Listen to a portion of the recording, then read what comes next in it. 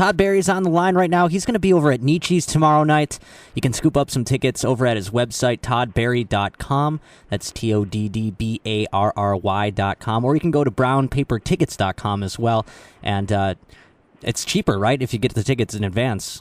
Yeah, until midnight tonight. It's $15 before midnight, and then the day of show price kicks in at midnight. So you got to get on it early. Yeah, don't overthink it.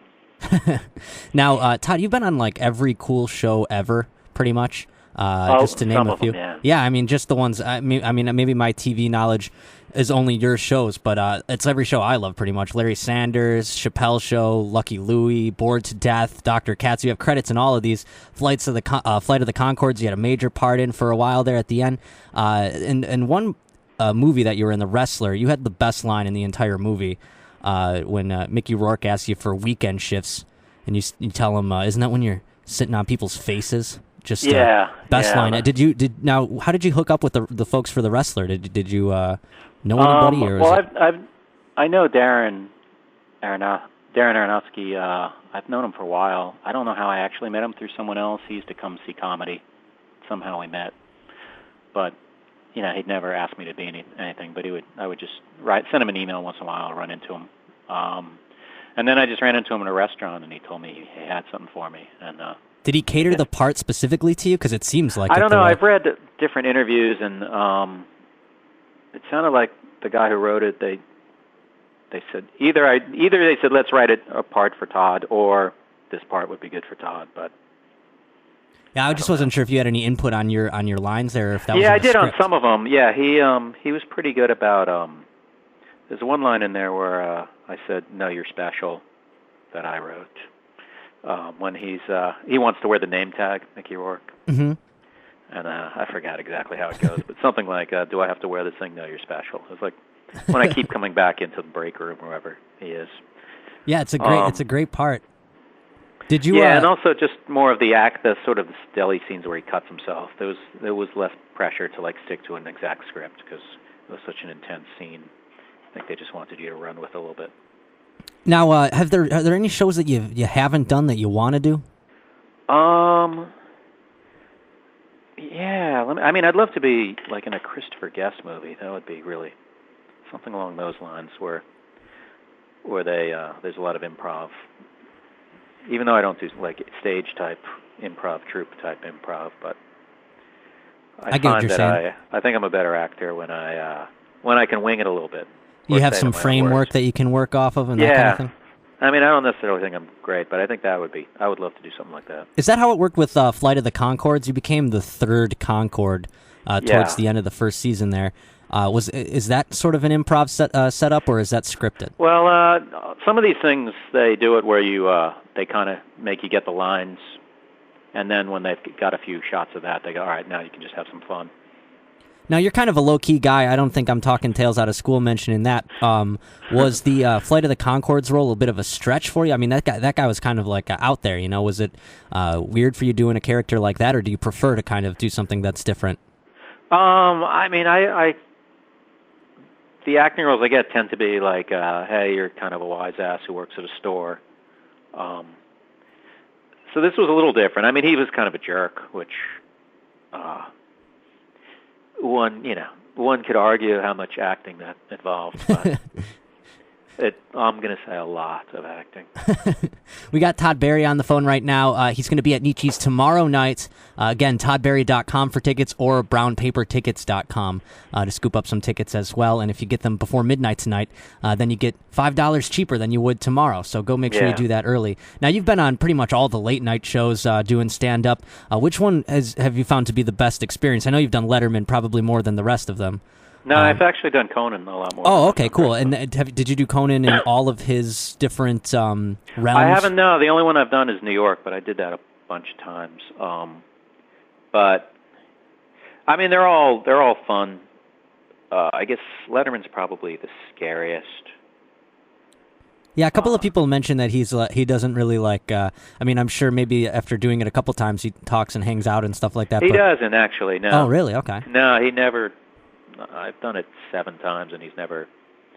he talks to you if you happen to sit down, and he's perfectly nice, but he's not he's not coming backstage to chat you up or anything. Right, right. And he doesn't say goodbye to you or anything. So is the experience with the rest of the shows, maybe Kimmel, and I know you've done Kimmel and like even Spike Ferenson, I think I saw that you did. Yeah. Are they all kind of the same, and Letterman is the unique one in that regard, or is it every experience is different? Because Letterman is like a guy who I watched when I was a little kid, as opposed to like, Kimmel and Conan are roughly my age, within a few years. Yeah, he's sort of got that. I guess that. there's more of like we're a little more like we're peers than someone who I never, who wasn't around. They weren't around when I was dreaming of being, or before I was a comic. Right, I see what you're saying. He's sort of still on that pedestal in your eyes. Yeah, there's still there's still a little bit like of an. I mean, I admire all those guys, all the talk show hosts I like, and I love doing their shows. But I think there's still just an intimidation with him. I get you. Whereas I've actually, hung out with Conan and talked to him and whatever. I get what you're saying. Cool. Now, speaking of late night shows, I'm just discovering Larry Sanders now, like more recently now with Netflix, because it was kind of before my time. I'm a bit of a younger fella, but I'm catching up now, and I'm in toward the end of season 5, and looking, who do I see playing the writer Keith is you, Todd Barry, and it kind of just came out of nowhere, and I mean, like it's how cool was it to be a part of that show? I mean, that was another. I felt really lucky. He happened to see me on Conan actually, and then somehow tracked me down. And you're talking about Gary Shandling, right? Yeah, and then I just did an audition on tape in New York, and literally on tape, and then sent it to him, and then he said, yeah. Now, people say about Shandling nowadays, he's kind of like, found this sort of like Buddhist sort of like happiness, you know what I'm saying? But like, was he always that kind of like had that air about him, or was he? I think so. I mean, I haven't talked to him in a long time, but I think he was. I think even then he was into meditation, and like he would go off to Hawaii and meditate, I believe. So I think he always had that. Do you ever look back on that show and wish you could have just played yourself ever? I was happy to play anything on that show. I mean, that's one of the few shows where I would be like, yeah, I would feel lucky to be on that show, as opposed to like, it would not feel like a burden, like, oh, I'm compromising. I mean, that cast is just unbelievable. So, I mean, to work with all those guys, like, Rip Torn, all of it must have been exciting. Yeah, it was really fun, and he was also great to work with. He was like, I remember him giving me like a note on something, and he just kind of approached me and said, only if you think this is funny, try this out. And I was just like, all right, you could just tell me to do it. Is he as like verbose as he is on the show? I mean, when he's talking to you just privately, like, is he really just, bombastic, I guess would be the better word? Like, is he, because he's just so in your face, Oh, no. He is kind of what you might think he is, but he's not. I wouldn't call him a chatterbox or anything. Oh, okay. We got Todd Barry on the show right now. He's coming to town tomorrow night, Nietzsche's. It's going to be an awesome time. Hopefully you can get out to it. ToddBarry.com is where you can scoop up tickets, or brownpapertickets.com. And what else you got going on your website? There's all kinds of, I've been perusing it here and there, but... it's just the Buffalo show. It's all about the Buffalo show. Oh, okay. No, there's a little receipt museum where I collect receipts from things I've purchased and make dumb comments on them. Some photos, other towns where you could see me. Now you've been traveling quite a bit lately.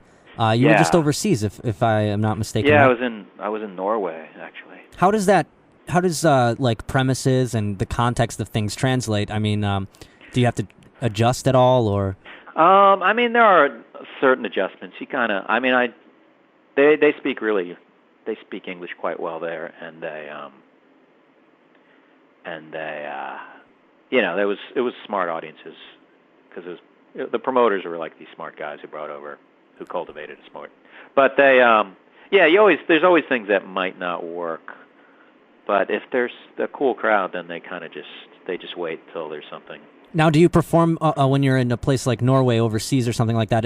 Do they have their own versions of like giggle buckets or something like that? Or yeah, these guys who brought me to Norway were trying to create an alternative to the giggle buckets of the world.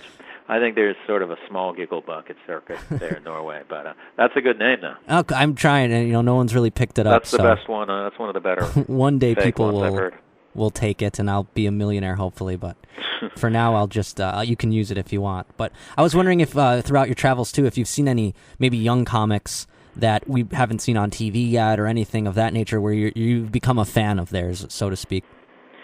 Yeah, God, every time it's always a good question, but I always panic when people ask me that because I'm going to leave people out. But gosh, who's good? I mean, Tig. Do you know Tig Notaro? Yeah. He's really good.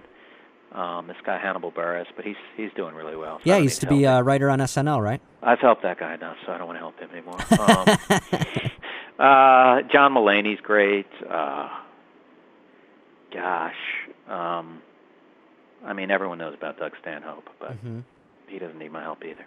But these are just more people I really enjoy. So, I mean, and there's probably some unsung heroes, but I'm blanking right now. Real quick before you go, I just wanted to ask you about doing Louis. I mean, that's where we just saw you on TV most recently, and it was just you railing on him while he wasn't paying attention to you. The scenes now, it's probably been ad nauseum. You've spoke about them and everything like that. I mean, he is a good friend of yours, though, personally, correct? Yeah, he is. Now, how did you guys? Now, was it just through performing and coming up in the ranks together, or? Yeah, I mean, it seems like there's a lot of comedians in the world, but actually, you end up meeting everyone pretty quickly, and I guess you just, people, you like their comedy, so you become friends. Cool. And will you be on any more episodes of Louis this season, or? I think that might be it. I forgot whether I'm on another one or not, honestly. I know that sounds No, that's cool. I mean, you probably shoot these things. I mean, doing like the one-off kind of stuff, does it get kind of like tough to even remember all the things that you've done? No, I mean, it's not quite that bad. It's just, in this case, I don't remember whether I did another one or not. I don't. No, it's not like I'm just working so hard that I can't remember. I can pretty much keep track of them. Out of all of them, I mean, which one do you look at and just go like, wow, I did that? Does that make I mean, I don't want to pick a favorite, but I will say that something like The Wrestler, where it was just really wasn't a whole lot of characters in that movie. And it wasn't a thing like they did use Judah Friedlander, though, so they did use another comedian. But that, I mean, were something where it sort of stood out as like an unusual casting. So, we can't wait to see you, Todd, and we'll see you tomorrow then. All right, thanks a lot. No problem, dude, and thanks for doing the interview. Sure, thank you. I gave those people, all the villagers, my heart out there, and I got in return. Josh Potter. I didn't even get this. How hard is it to do this when someone does something good? Rock Radio 103.3 The Edge.